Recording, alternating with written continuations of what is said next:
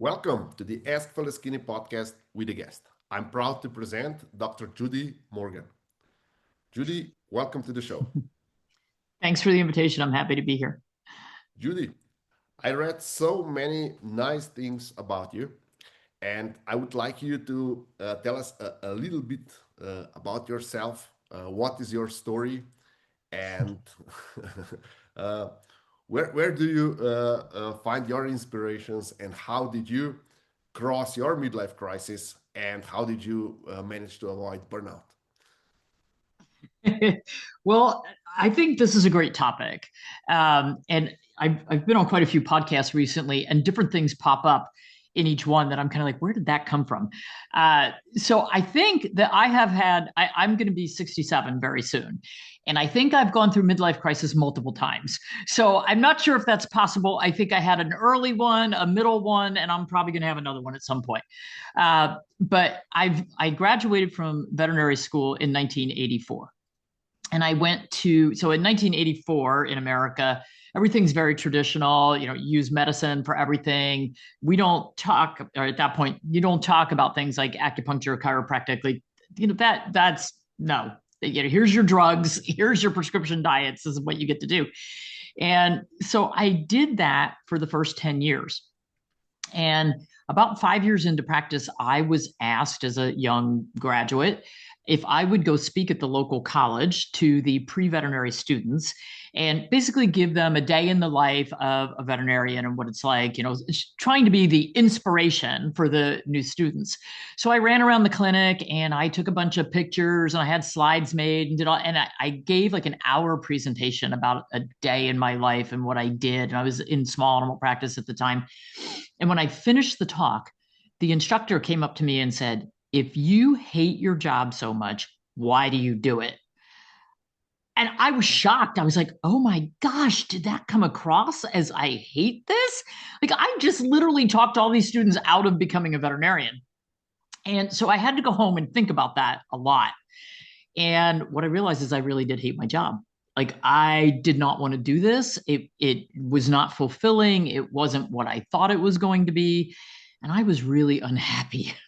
And I had a boss that was just really overbearing, and I didn't enjoy him. And I think that was a lot of it. So that was sort of, it was kind of what told me, hey, you probably should be your own boss and own your own clinic and not be working for somebody else who tells you how to do things that you don't particularly agree with. So that was sort of, made me take a turn in a different direction, and I became self-employed from that point on. And actually I didn't leave that job on purpose. I was fired because I got pregnant, and apparently I wasn't allowed to be pregnant and keep my job. So, who knew? You could do that back in 1989 and get away with it. I don't think you'd get away with it now. Um, so I had to reinvent myself. When I lost that job, I now had an infant and sort of like, well, now what? And so my path changed a lot. And eventually I owned my own hospital. And that was very fulfilling to me. But I still wasn't really happy with what I was doing. And so I stumbled into a chiropractic course for animals. And I wasn't sure I even believed in it, but it's like, I paid all this money. I'm here. I'm, going to do this. And it was life changing for me and for how I treated my patients. And, animals that came in not walking were getting up and running out the door after one treatment. Horses that were lame, we started doing a lot of horse work. Horses that were lame were no longer lame after a treatment or two. And I was like, this is so cool. Like, if chiropractic and just, manipulating the spine can make this big a difference, what else is out there? So I just started looking at everything, and we can call it alternative, holistic, complementary. It doesn't matter. But the next kind of midlife crisis was, now I have to decide what kind of medicine I want to practice. And so I became what we would call an integrative veterinarian. I didn't throw away everything that I had used and knew. I love surgery. I love lab work, the more traditional things. But I just had a lot more tools in my toolbox. And it was sort of, what else is out there to learn? And so I really grasped really strongly onto Chinese medicine. And so I love acupuncture. I love food therapy, herbs. It fit in really well with the acupuncture. And then we were adding cold laser and rehabilitation and just, so many different things. Um, in the middle of all of that, owning my own clinics, starting a second clinic, uh, next midlife crisis of my marriage fell apart because I'm a workaholic. So, went through all of that and ended up becoming engaged to someone else. And that person was older than me and died of a brain tumor about 3 years after we got together. Next crisis, what now? And so I've had to, and now I am very happily married, been together with my current husband for 20 years, been married for 10. And, it's sort of, I'm a firm believer in God, and God saying, this is what's next for you. Sometimes I'm a really slow learner, and God says, hey, here, I want you to do this. And I go, no, I'm not doing that. Like, I don't think we should do that. I don't think, when God says you should do this, you probably should do it. But I guess I'm a slow learner. But over time, I have managed to take on all these different things. And that brought me to where I am now, which is retired from clinical practice. And now my goal is to empower pet parents across the world with education. And so I spend a lot of my time teaching and speaking. This year, we're going to be traveling all over the world for speaking events to teach other veterinarians and pet owners that there's more than one way to slice your bread, and that there's a lot of things that are given to us in nature that can be so powerful, and maybe we should kind of turn back the clock a little bit and get away from all the drugs and chemicals and things that we're kind of ruining our world with. So that's where I am now. Now I would say my main goal and my main focus is education. Amazing. A bit off the There's a lot to topic. unpack. A bit off the topic, but I'm really curious. I read, but that was a long time ago, about how Indians treated their horses back in the days. And you never mentioned that, but it was really popular. They knew all the herbs, and Oh yeah. Oh yeah. they knew the special days and where they should drink water, and Hmm. something similar to chiropractic, but more like a massage style, something Yep. between chiropractic and acupuncture. Have you explored that avenue? Because there's so I, much knowledge in your vicinity. I have not looked at the Indian roots, and that's now you've opened another door. But one of the things that we have said for horse medicine for so long is if you have a pasture with your horses, you should plant a hedgerow with all different kinds of plants and herbs and let them self-select because they're very good at it. And I have huge gardens. I'm a big time gardener for vegetables and herbs, just because for me it's fun and I like to feed my family organic things that we grow. But my dogs and cats spend a lot of time in the gardens and they self-select, and I even have plant racks and lights in my house with herbs, and it's really interesting to just sit there and watch. And I'll see my dogs and they'll stick their nose in this bush and go mm-mm. And then they go to the next one, they'll take a little taste, mm-mm.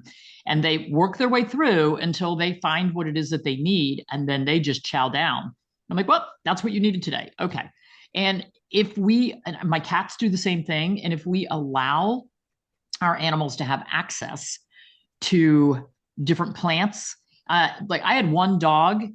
When he came to me, he was a rescue dog, and he was very anemic. His blood counts were very low, and he had a lot of parasites and infections. He was kind of a mess. And he would go out in my garden, and he didn't care about the plants in the pots. He wanted the soil. He Mhm. wanted that really rich, potting soil that we use because he was anemic. He needed iron. He needed humic and fulvic acid, which are in the soil. He needed the probiotics that were in the soil. And so we had that dog for many years, and he would kind of go through cycles where he would leave everything alone, and then all of a sudden he'd be out in the yard digging up the potting soil. I'm like, oh, your iron counts must be low. Your blood, you know what you need. And so it's really cool if we give our animals the chance that they can do a lot of self-healing. And we could do the same thing as well. Like there are certain things that I absolutely love to eat because from a Chinese medicine perspective, I know what my element is. I'm a wood element, which is ruled by the liver and the gallbladder. And that element, we get a lot of frustration and stagnation. It all builds up in our liver. And so, how do you get rid of that? You eat bitter greens. Mhm. So, I am a huge fan of mustard greens, turnip greens, beet tops, arugula, like all these bitter greens. My husband's like, yeah, they're okay. I don't want to eat much of it. I'm like, I'll just have a whole meal of that. So if we let ourselves get in tune, if you have a craving for something, well, sweets don't count. But Mhm. although actually Earth personalities, they are really addicted to sweets. So there you Somewhat. go. So if you know your personality type Yeah. and then you're Earth craving goes. something, you Yeah. kind of know why you're craving that. Yeah. Amazing. So, how should our listeners go about their pets? You said that there should be enough place around it. And what I found out is that pets around farms where there's sustainable farming, not a lot of chemicals, tend to be much healthier than pets that live in houses or even apartments and go out in parks where everything is artificial and chemically treated. Same thing holds true for people. So our pets are just like us. They need Mhm. sunlight. Uh, Too many of our animals spend all day inside, and so we're losing that sunlight energy. And so one of the things that you can do if you live in an apartment in the city and your animal spends a lot of time inside, red light therapy is actually. And so they have it, with little handheld devices. They have blankets that you can put on them. That light therapy is so healing and really pretty critical for our pets. Exercise and mental stimulation, huge, huge. Like pets who don't have that, like you were talking earlier before we went live about your farm dog, that's a working dog. If that dog didn't have to do, or that dog lived in a small apartment, oh, that dog would have so much frustration and it would come out in behavior disorders like Mhm. destructiveness, aggression. They're they all are. So you have to look at the breed, and if you have a working breed, you better get them a job. Mhm. And if so for people who live in apartments and they say, oh, I love cattle dogs, I love border collies, they want to have this working dog, and then they wonder why the dog is a crazed maniac. It's like, well, you get him some kids, some ducks, some sheep, go find a place where he can go herd something. Like we need to give them a job. So that is very critical. And these are easy things to do. Like get some exercise for your pet. It's good for you too. Get them out in sunlight. We need grounding or earthing. Their feet need to touch real soil. So if you live in the city, go find a park. Go somewhere where they can be in touch with soil. Really, really critical. Same for us. And one of the problems with us is we never walk barefoot anymore. And if I lived in a city, I wouldn't want to walk barefoot. But if I can find a park and I can find some clean grass, let me go walk barefoot and get back to that grounding. It's really critical for all of us. Um, I would avoid chemicals and medicines as much as possible for your animals. And unfortunately, our pet population, I don't know about in your country, but the pet population in this country is so over medicated. We give pesticide chemicals to them all the time because we don't want them to ever have a tick or a flea. Meanwhile, those chemicals don't repel the ticks and fleas. They have to bite your pet in order to get the chemical in them. So Mhm. it's not doing anything. Um, so I mean, we recommend using natural methods to keep fleas and ticks off. So we use essential oils, we use neem, garlic. There's a lot of natural things, from herbs or pet safe essential oils that we can use. Your yard. if you live in an area, like my sister lives in Massachusetts, in New England, in the United States, very high tick area. That's where Lyme disease originated. Mhm. And so she doesn't want to spray her yard with chemicals. She has dogs. And so she has somebody come spray cedar oil on her yard every month. And that will keep the ticks out of her yard.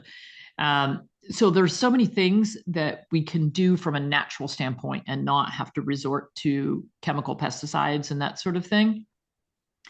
The other next on the list would be vaccinations. Mhm. In this country, we are required by law to give rabies vaccines. Everything else technically is optional. And so, what I say to people is you have to look at the lifestyle of your pet.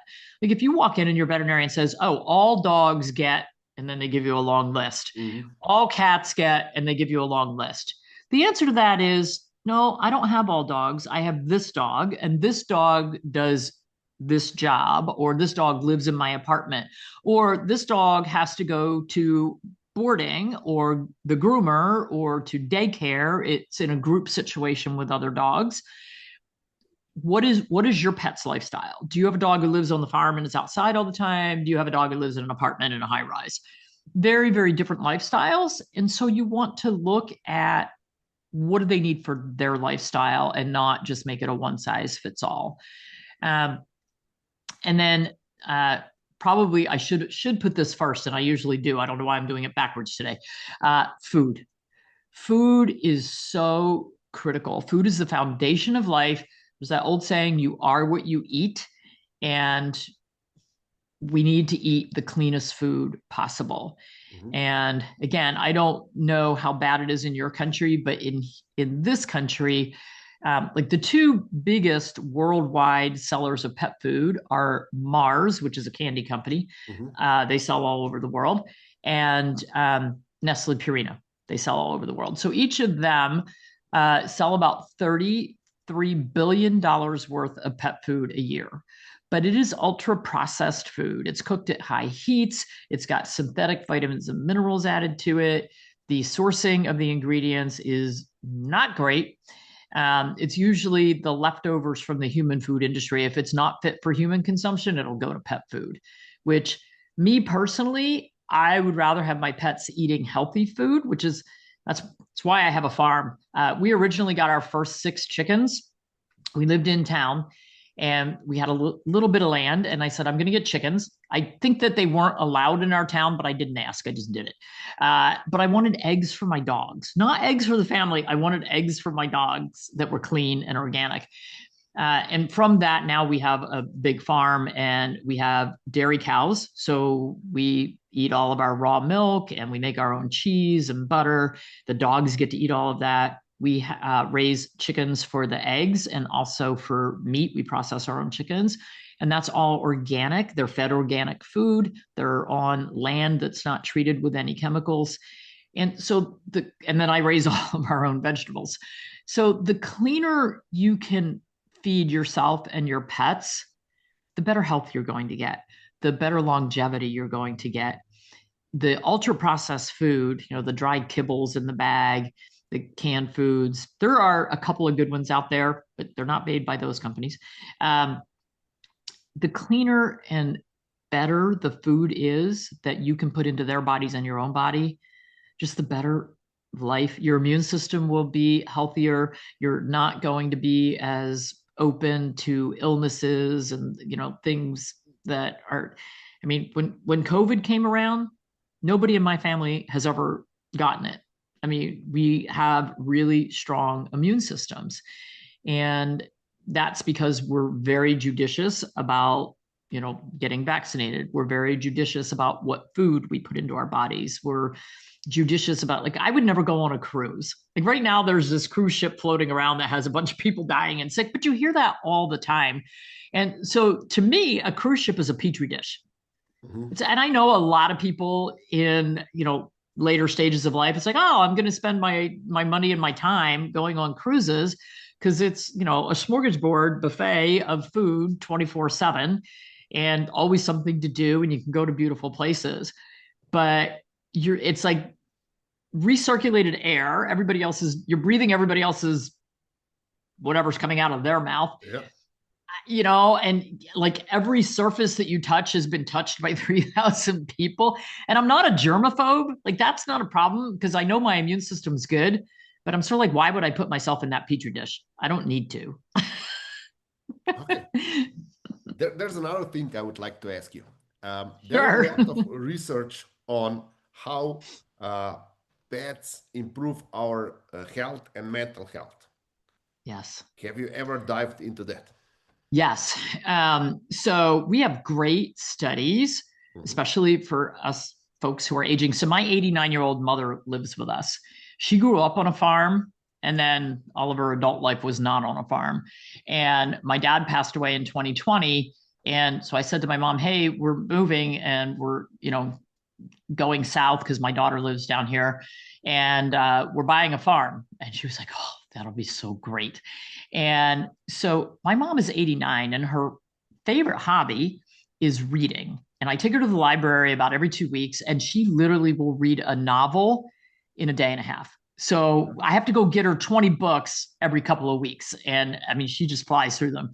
But she takes multiple breaks during the day. And every break is spent letting dogs outside, walking down the long drive to the barn, feeding the chickens, collecting the eggs. She cleans the chicken coop. She feeds the barn cats.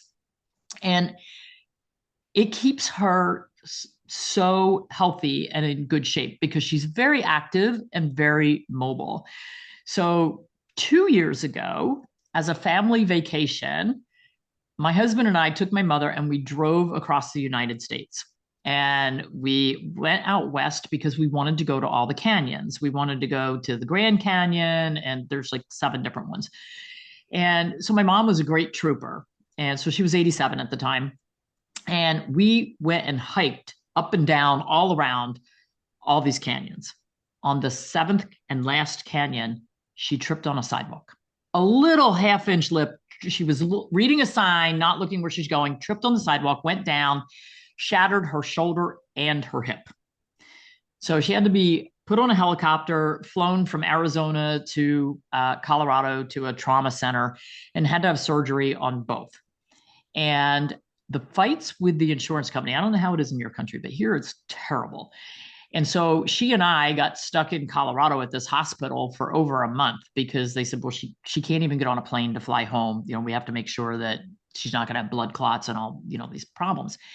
And so I was trying to get her into rehab in Colorado before we came home because I wanted her to have enough ability to get on and off an airplane and in and out of a car and all the things that we needed to do. And the insurance company said no. They said, she's 87 years old. And when women at that age fall and break a hip, statistically, she will die within 9 months. So we don't want to invest the time and money into her rehab. Oh my, that was the wrong thing to say to me. And I was on the phone with them for hours every day, reporting people, screaming at people, begging, pleading, whatever it took. And I did finally get her into rehab. She did rehab 4 hours a day. And she was like the greatest, the physical therapists love working with her. They're like, she's the only patient we have who wants to do this. I said, that's because she wants to get back to the farm and she wants to get back to her normal life. She doesn't want to be stuck in a wheelchair. She doesn't want to be stuck in an old folks home. She wants to do what she's been doing. And so she worked really, really, really hard. I give her so much credit. And I hope if I ever get hurt that I'm, I'm as good as her. But she did rehab for 6 months after we got home. If you saw my mother now, you'd never know that she hurt anything. And it's funny, a couple of months ago, I had this revelation. She was cleaning the chicken coop, and I'm like, Mom, you shouldn't be cleaning the chicken coop. This is too hard. This is too much work for you. And then I thought about it and I went, oh no, you should be cleaning that chicken coop Mhm. every day. This is like the best rehab and physical therapy. You are out here bending, lifting, carrying, walking. And so I think all of us can learn from that. Like when you become sedentary and you stop, it's game over.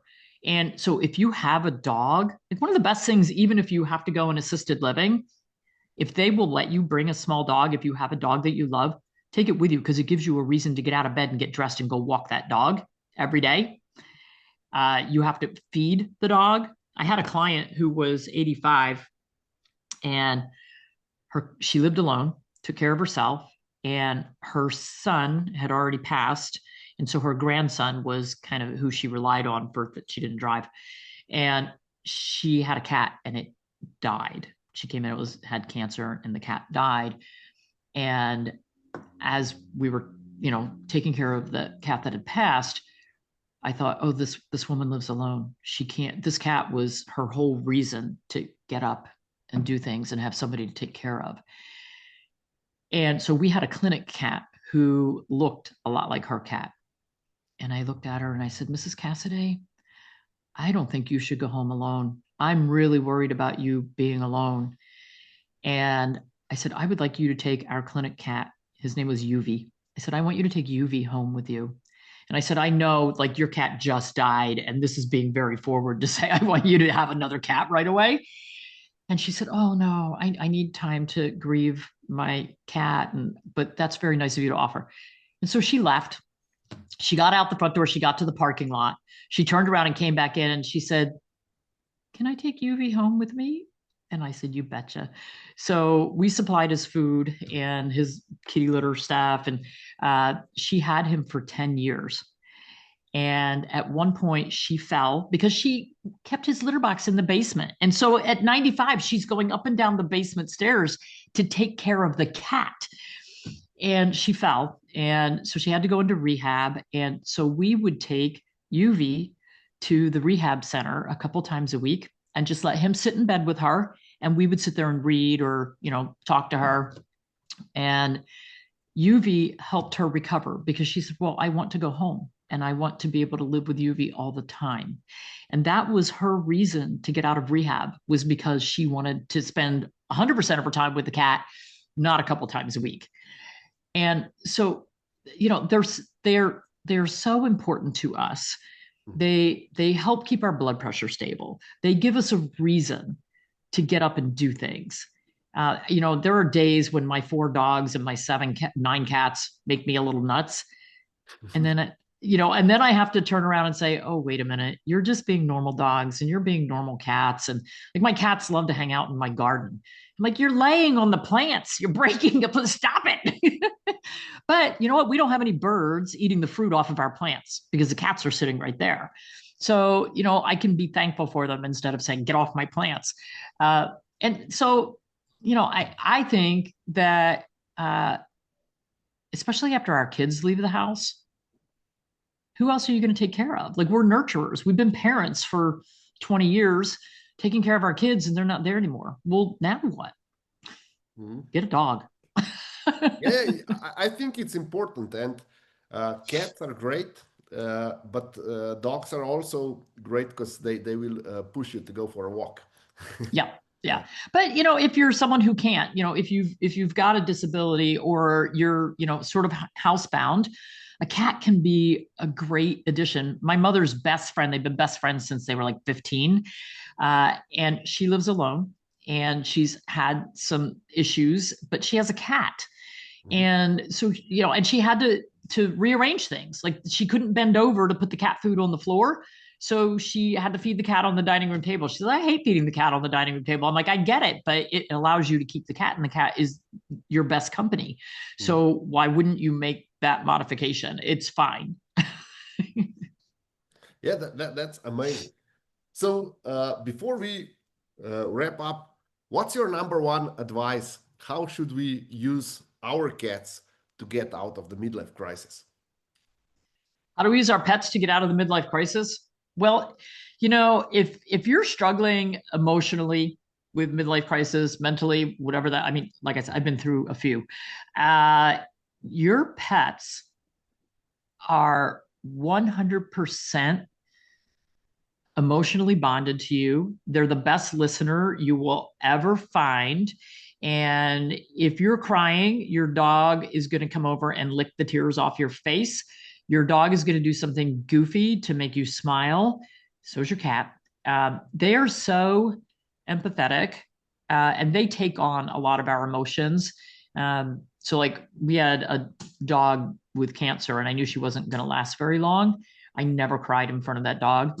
If I needed to have a meltdown, I went outside the house and had a meltdown. And then when I was around the dog, it's like, all right, what are we doing? You know, it's like all good because our pets live in the moment. They don't have all those bad emotions that we have. I mean, they get sad if we're being all sad and weepy, and they're going to do everything they can to try to comfort us and get us out of that. So, you know, if you're having a midlife crisis, you know, if you've gone through a divorce and you're like, I don't know how to meet somebody else, if you walk a dog in the park, somebody's going to come up and talk to you, guaranteed. They're the great icebreaker. Judy, thank you very much for all these insights. Before we finish, just let our visitors, sorry, our viewers know where they can reach you. So we have a ton of information, a lot of free downloads on our website, which is naturallyhealthypets.com. I'm working on my 10th book. So I have a ton of published information out there, and then we just have a ton of information on the website. So if you have questions about, you know, anything that we've talked about, or, you know, I don't know what vaccines my pet needs, that kind of stuff, it's all there. So go have fun. Judy, thank you very much. Thank you for being my guest tonight. Thank you.